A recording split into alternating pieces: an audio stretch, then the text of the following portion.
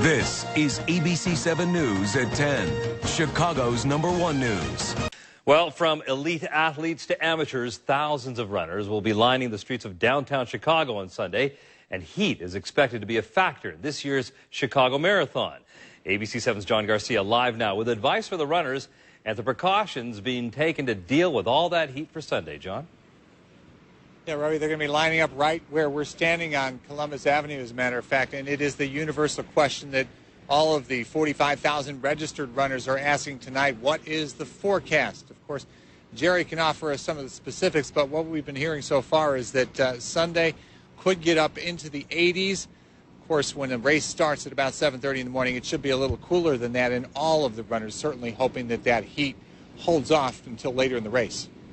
These are the pictures that make runners, marathon organizers, and city emergency responders cringe. Marathon 2007 brought extreme heat, high humidity, and miserable running conditions.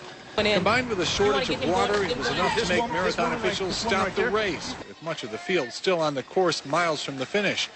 Temperatures are expected to rise into the 80s on race day once again this year. But marathon officials say they're ready. The event alert system has been very important. I think education with our participants, training and awareness of what's going on race day has been very, very valuable. Chicago's flat course has the reputation of being fast, which draws runners from around the world who want to run their best time. But Runner's World editor and former Boston Marathon champ Burfoot says the heat may alter those plans.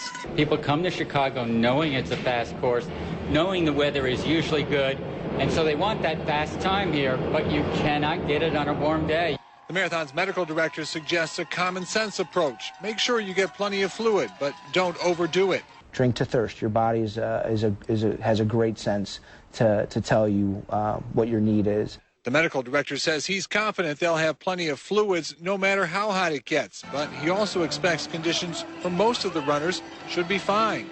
The key thing is to pace yourself appropriately. You run a little slower, you don't heat up as much, you don't sweat as much, you don't overheat and get in trouble. That event alert system that Kerry Pinkowski referred to is developed after the 2007 race and all the problems that they had there. They start at green and it goes all the way to red. Now, organizers are hoping that on Sunday morning the humidity will be low enough that they'll be able to start out in green, and they hope that as the race goes on and the day develops that they have to go no higher than yellow. Live in Grant Park, John Garcia, ABC 7 News. Robbie, back to you. All right, John, we'll be watching. Thanks a lot. Rescue crews in Chile say they are almost